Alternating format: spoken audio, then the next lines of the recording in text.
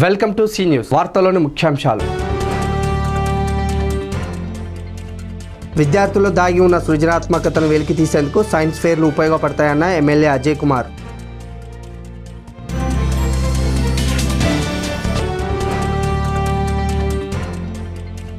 Dengue కేసులపై బట్టి రాజకీయాలు, ఆయన పర్యటనతో ప్రజలకు ఒరిగేది ఏమీ లేదన్న బాలసాని. విద్యార్థుల మేధస్సుకు పదును పెట్టడం ద్వారా వారిలో దాగున్న సృజనాత్మకతను వెలికితీసేందుకు సైన్స్ ఫెయిర్లు ఎంతో ఉపయోగపడతాయని ఖమ్మం ఎమ్మెల్యే పువ్వాడ అజయ్ కుమార్ అన్నారు. విద్యార్థుల తల్లిదండ్రులు ఆకాంక్షలకు అనుగుణంగా నడుచుకోవాలని ఆయన సూచించారు. ఖమ్మం వన్ టౌన్ ప్రాంతం 16వ డివిజన్లోని శాంతినగర్ పాఠశాలలో నిర్వహిస్తున్న 24వ జిల్లా స్థాయి బాలల సైన్స్ ఫెయిర్ను ఖమ్మం ఎమ్మెల్యే అజయ్ కుమార్ జ్యోతి ప్రజ్వలన చేసి ప్రారంభించారు. ఈ సందర్భంగా ఏర్పాటు చేసిన కార్యక్రమంలో అజయ్ కుమార్ మాట్లాడుతూ బాల్యం నుంచే విద్యార్థుల్లో శాస్త్రీయ భావాలు పెంపొందించి వారిలో వినూత్న ఆలోచనలు అసమాన శాస్త్రవేత్తలుగా తీర్చిదిద్దేందుకు సైన్స్ ఫెయిర్ ఎంతో ఉపయోగపడుతుందన్నారు. అందుబాటులో ఉన్న విజ్ఞానాన్ని సద్వినియోగం చేసుకుంటేనే కొత్త పరిశోధనలు చేయడం ద్వారా సమాజ పురోగతిని వేగవంతం చేయాలని విద్యార్థులకు ఆయన సూచించారు. ఉన్నత లక్ష్యాలను చేరుకునేందుకు ఎంచుకున్న ఏ రంగంలోనైనా పూర్తి పరిపక్వం చెందే విధంగా విద్యార్థులు కష్టపడాలని అజయ్ కుమార్ అన్నారు. ఈ కార్యక్రమంలో డిప్యూటీ మేయర్ బత్తుల మురళి, కార్పొరేటర్లు Kamarthapu Murali, Naganla Koti, Dorapalli Shweta, market committee vice chairman Mandadapu Narasimharao, నాయకులు బచ్చా విజయ్ కుమార్, తాజుద్దీన్, రమేష్ తదితరులు పాల్గొన్నారు. మరియు టీచర్లందరూ కూడా నమస్కారములు. ఏదైతే అందరికీ తెలుసు, ఇక్కడ ఈ సైన్స్ ఫేర్ తర్వాత డిస్ట్రిక్ట్ లెవెల్లో, డిస్ట్రిక్ట్ తర్వాత స్టేట్ లెవెల్లో, స్టేట్ తర్వాత నేషనల్ లెవెల్లో సైన్స్ ఫేర్ జరిగితే ఎవరైతే సెలెక్ట్ అవుతారో వాళ్ళు నాసాకి వెళ్తారని తెలుసు. నాసా అంటే నాసా గురించి మీ అందరూ చెప్పాల్సిన అవసరం లేదు. అదేవిధంగా నిన్నగా మొన్న పేపర్లో కూడా 10th క్లాస్ ఒక గాళ్ళు మనకి పవర్ స్ప్రేయర్ ఏదైతే ఉందో, మనకి సోలార్ ద్వారా పవర్ స్ప్రేయర్ని స్ప్రే చేయడం రైతులకు చాలా ఉపయోగం. అలాంటి పవర్ స్ప్రేయర్ని కనుక్కున్నది. మన అలాంటి మంచి వినూత్నంగా మనకు రైతులకు ఉపయోగపడే, ప్రజలకు ఉపయోగపడే వాటి గురించి మీరు అట్లాంటి సైన్స్ ఫేర్లో మీరు కొంత అలాంటి లేటెస్ట్ వాటిని మనం కనుక్కుంటే మనకి ప్రజలకు ఉపయోగపడతాయి. ఈ సందర్భంగా ఇక్కడ విచ్చేసిన అందరికి కూడా ధన్యవాదాలు చెప్తూ జై Telangana. Thank you very much. మాట్లాడితే బాగుంటుందని నా ఉద్దేశం. ఎమ్మెల్యే గారు ఓన్లీ 10 నిమిషాలు వెయిట్ చేయండి సార్ ప్లీజ్. ఇప్పుడు ఆధ్వర్యం ఈ కార్యక్రమానికి విచ్చేసినటువంటి వ్యక్తిగతంగా మీరు ఏమైతే చదవదలుచుకున్నారో దాన్ని కూడా సైన్స్ లో కూడా 24వ బాలల జాతీయ కాంగ్రెస్ ఆధ్వర్యంలో ఈ సైన్స్ ఫేర్ పోటీలు జరుగుతూ ఉన్నాయి. మరి దీనికి సంబంధించి మీరందరూ మళ్ళీ అట్లే మాట్లాడితే కలిపి, అలాగే ప్రజల సంక్షేమం కోసం మీ చిన్న చిన్న మైండ్స్ నుంచి అద్భుతమైన ఐడియాలను బయటికి తీసుకురావాలనే ఉద్దేశంతోనే భారత ప్రభుత్వం తీసుకున్న నిర్ణయం దృష్ట్యానే ఈ బాలల జాతీయ కాంగ్రెస్ ఉద్భవించింది. వారి ఆధ్వర్యంలో జిల్లా స్థాయిల నుంచి మరి మండల స్థాయి నుంచి పిల్లలు వాళ్ళ ఐడియాస్ ద్వారా డిఫరెంట్ ప్రాజెక్ట్స్ చేసి ఈ కాంపిటీషన్లో పాల్గొని ఫైనల్ విన్నర్ ఎవరైతే ఉన్నారో వాళ్ళు నాసా హెడ్ క్వార్టర్స్ ఎక్కడుంది తెలుసా? అమెరికాలోని ఆర్లాండోలో ఉంది నాసా హెడ్ క్వార్టర్స్. నేను కూడా చాలా అదృష్టవంతుడిని. ఒకసారి నాసా హెడ్ క్వార్టర్స్ కి మా కొడుకు పుణ్యం అని వెళ్ళడం జరిగింది. ఆయన కూడా ఇదే దాంట్లో. ఖమ్మం జిల్లాలో సంభవించిన డెంగ్యూ కేసులపై బట్టి విక్రమార్క రాజకీయాలు చేస్తున్నారే తప్ప ప్రజల గురించి ఆలోచించడం లేదని ఎమ్మెల్సీ బాలసాని లక్ష్మీనారాయణ ఘాటుగా వ్యాఖ్యానించారు. డెంగ్యూ కేసుల నివారణకు ప్రభుత్వం తగిన చర్యలు తీసుకుంటుందని ఆయన తెలిపారు. ఈ సందర్భంగా టీఆర్ఎస్ పార్టీ కార్యాలయంలో మీడియా సమావేశం నిర్వహించారు. బోనకాల ప్రాంతంలో డెంగ్యూ కేసుల నివారణకు ఇప్పుడే వైద్య బృందాలతో చికిత్సలు అందిస్తున్నట్లు పేర్కొన్నారు. ప్రభుత్వ ఆసుపత్రిలో ఒక్క డెంగ్యూ మరణాలు సంభవించలేదని, ప్రైవేట్ ఆసుపత్రిలోనే కొన్ని మరణాలు జరిగాయన్నారు. వ్యాధి సోకిన ప్రాంతాల్లో మంత్రులు పర్యటించి ప్రజలకు భరోసా కల్పించారని తెలిపారు. డెంగ్యూపై స్థానిక ఎమ్మెల్యే బట్టి రాజకీయాలు చేస్తున్నారే తప్ప దానివల్ల రోగులకు ఒరిగేది ఏమీ లేదన్నారు. వ్యాధి సోకిన వారికి వైద్య సదుపాయాలు కల్పించినట్లు వివరాలు వెల్లడించారు. ఈ సమావేశంలో పోట్ల నాగేశ్వరరావు, కొండబాల కోటేశ్వరరావు పాల్గొన్నారు. గత నెల నెల అంటే 2 నెలలు సుమారుగా బోనకల్లు మండలంలో వాస్తవంగా రావినూతలు కానీ మిగతా గ్రామాలలో ఈ డెంగీ వ్యాధి ఉందనేటువంటిది మరి ఉంటే అక్కడ ఉన్నటువంటి ప్రజల యొక్క ఆరోగ్యాన్ని కాపాడేదానికి తెలంగాణ ప్రభుత్వం అనేక చర్యలు, అంటే ఈ 3 నెలల్లో సుమారుగా ఆ 2-3 గ్రామాలు ఏదైతే రావినూతలు కానీ గోవిందాపురం కానీ బోనకల్ కానీ సుమారుగా 8,000 మందిని మరి పరీక్ష చేసి అందులో సుమారుగా 415 మంది డెంగ్యూ పాజిటివ్ ఉన్నటువంటిది ప్రభుత్వ వర్గాల దగ్గర ఉన్నటువంటి రికార్డు ప్రకారంగా తెలిసేటువంటిది.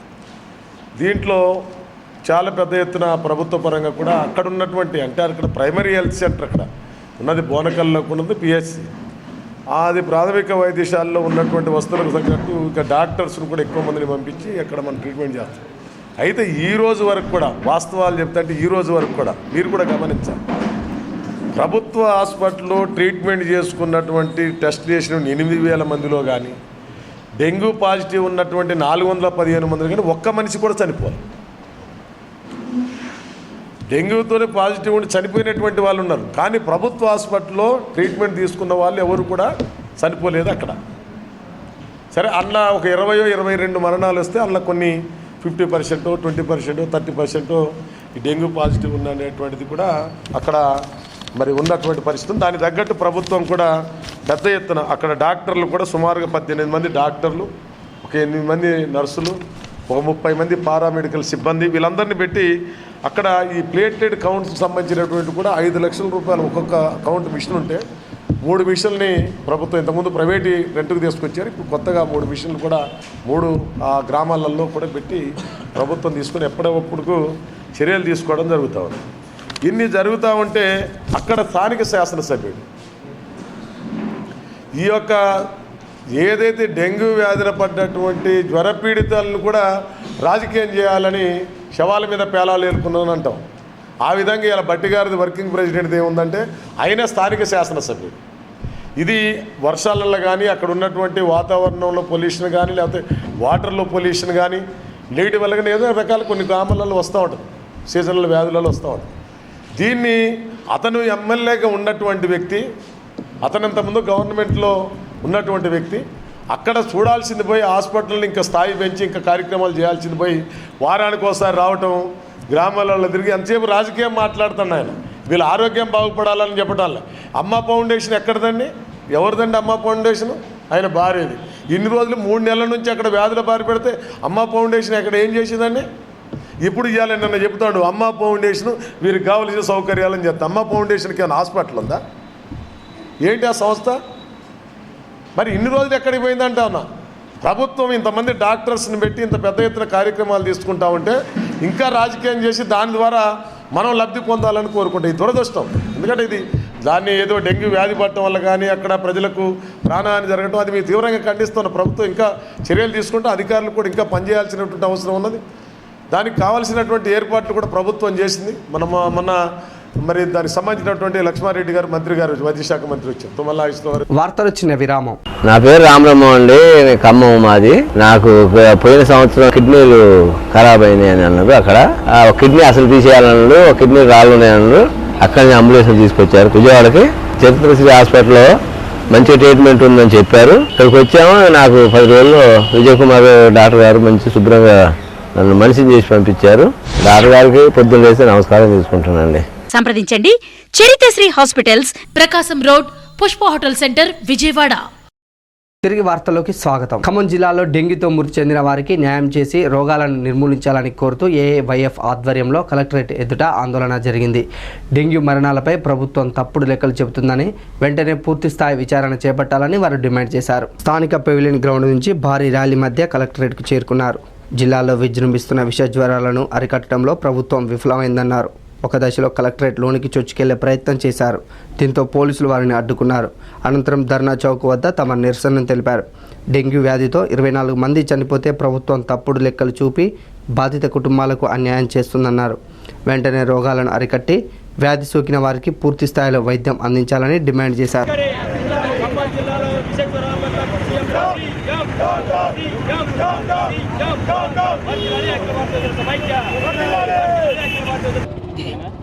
ఈరోజు ఖమ్మం జిల్లాలో విషజ్వరాల బారిన పడి డెంగ్యూ మరణాలతోటి ఈరోజు ఖమ్మం జిల్లా అతలాకుతలమవుతా ఉంది. ప్రజలు భయభ్రాంతులకు గురవుతా ఉన్నారు.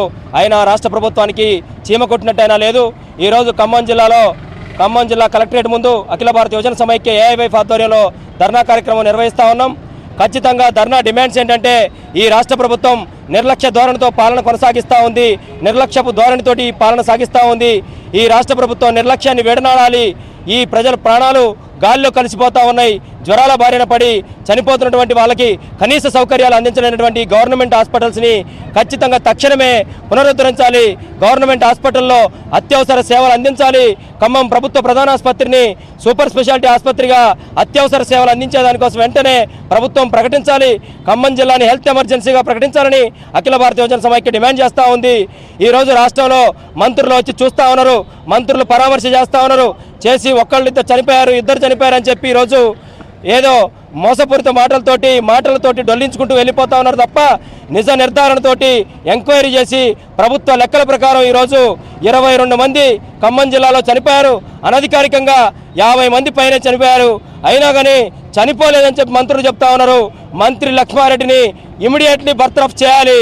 ఎందుకంటే అవగాహన లేని, ప్రజల పట్ల అవగాహన లేని, ఈ జిల్లా పట్ల అవగాహన లేని, ఈ విష జ్వరాల బారిన పడి చనిపోతున్న వారి పట్ల అవగాహన లేనటువంటి, కనీసం ఆలోచన లేనటువంటి ఈ మంత్రులను వెంటనే బర్తరఫ్ చేయాలి.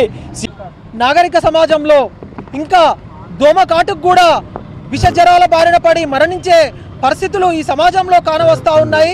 ఒక పక్క ఇప్పటివరకు ప్రభుత్వం ఎక్కిన దగ్గర నుండి ఇప్పటివరకు ఒక వైద్యానికి ఒక నూతన పాలసీని అమలు చేసి ఇంకా ప్రజల ప్రాణాలు దోమకాటుకు గురయ్యే ఈ హీన స్థితిలో నుండి బయటికి తీసుకొద్దామన్న పరిస్థితి ఇంకా కానరాట్లేదు. ఒక పక్క చూసుకున్నట్టయితే సచివాలయ భవనాలు కూలగొడతా ఉన్నారు, పుష్కరాల పేరిట వేల కోట్ల ధనాలు వృధా చేస్తూ ఉన్నారు. కానీ ఈ పరిస్థితులు ప్రజల ప్రాణాలు ఒక పక్క గాల్లో కలుస్తుంటే పట్టించుకున్న నాదుడు లేడు.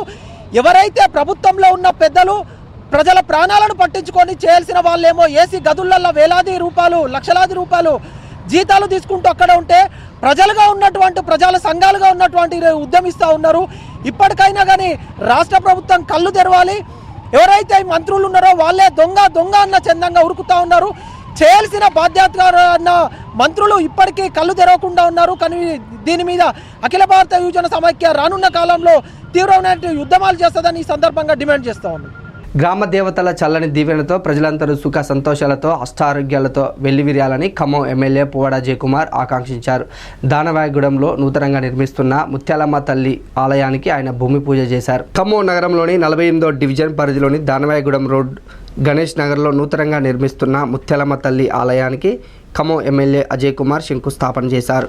ఈ సందర్భంగా అమ్మవారికి ప్రత్యేక పూజలు నిర్వహించి దేవాలయంకు భూమి పూజ చేశారు.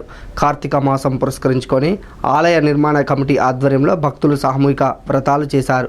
ఆలయం నిర్మాణానికి సహకరిస్తున్న దాతలను ఎమ్మెల్యే ఘనంగా సత్కరించారు. ఈ సందర్భంగా అజయ్ మాట్లాడుతూ ముత్యాలమ్మ తల్లి దయతో సకాలంలో వర్షాలు పడి ప్రజలందరికీ ఎలాంటి కష్టాలు కలగకుండా సుఖ సంతోషాలతో ఉండాలని ఆయన కోరారు. ఈ కార్యక్రమంలో డిప్యూటీ మేయర్ బత్తుల మురళి, కార్పొరేటర్లు తోట రామారావు, కమర్తపు మురళి, లక్ష్మీ సుజాత, పాల నాగేశ్వరరావు, మాటేటి నాగేశ్వరరావు, ఆలయ కమిటీ సభ్యులు సురేందర్ రెడ్డి, రవి, శ్రీను తదితరులు పాల్గొన్నారు.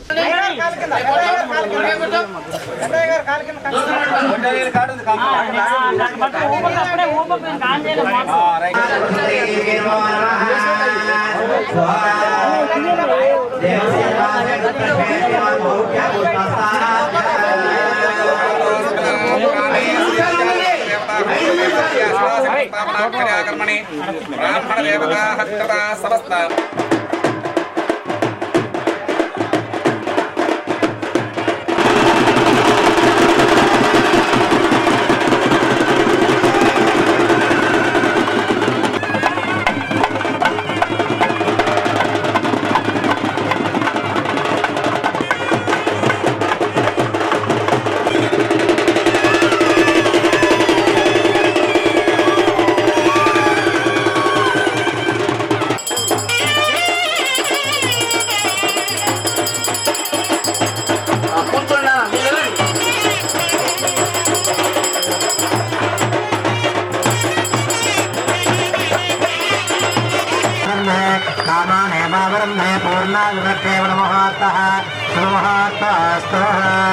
श्रद्धा मेधा मेधा प्रज्ञा विद्या बुद्धि श्रियं वन आयुष्यं तेज आरोग्यं देहि मे हव्यवाहन नमस्ते गारहत्याय नमस्ते दक्षिणाग्नये पंचायत 25,114 నరక కథాలు ముగించండి.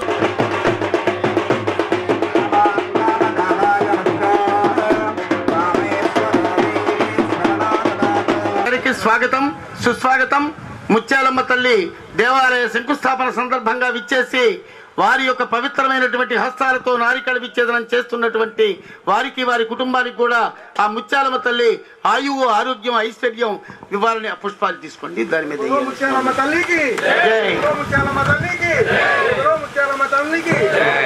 నాన్న ఒకసారి ఆ శంకుస్థాపన దగ్గరికి రండి నాన్న. అది తీసుకుంటే అది తీసుకో మీరు.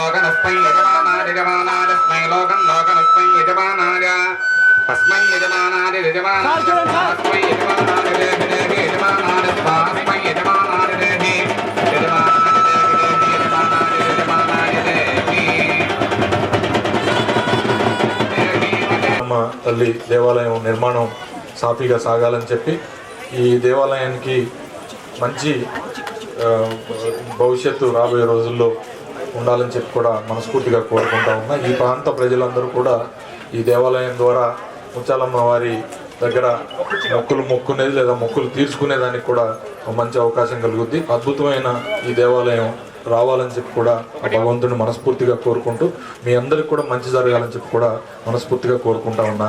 జై తెలంగాణ. ఖమ్మం నగరంలోని గొలుసు చోరీలకు పాల్పడ్డ ఓ దొంగను టూటౌన్ పోలీసులు అరెస్టు చేశారు. ఇతడి వద్ద నుంచి సుమారు 37 లక్షల విలువ చేసే బంగారంతో పాటు పలు వాహనాలను స్వాధీనం చేసుకున్నారు.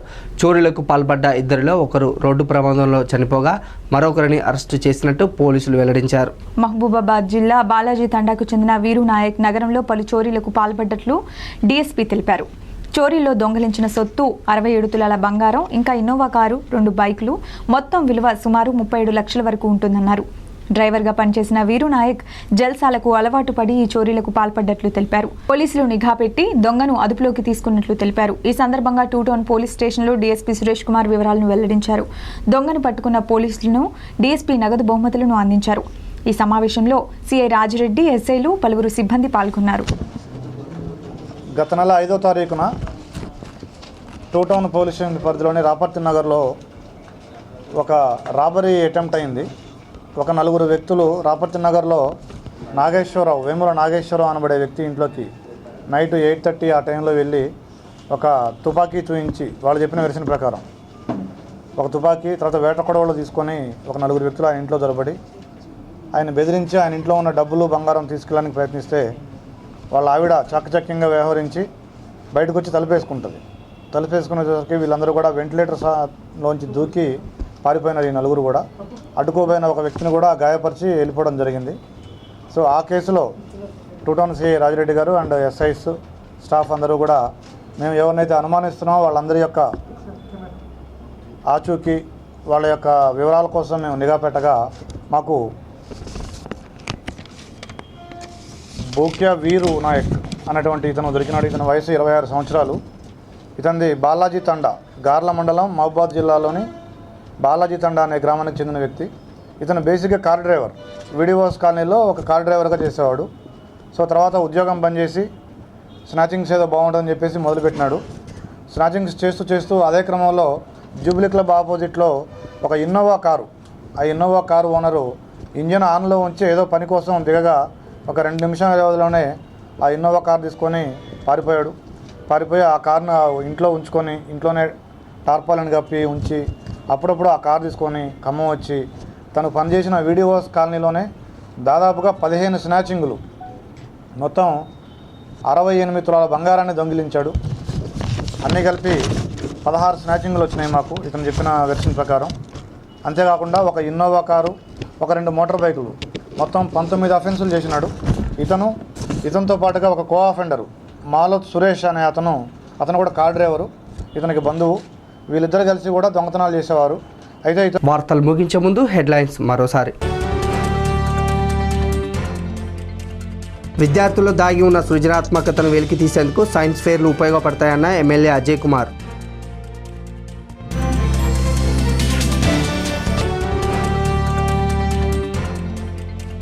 డెంగ్యూ కేసులపై బట్టి రాజకీయాలు, ఆయన పర్యటనతో ప్రజలకు ఒరిగేది ఏమీ లేదన్న బాలసాని.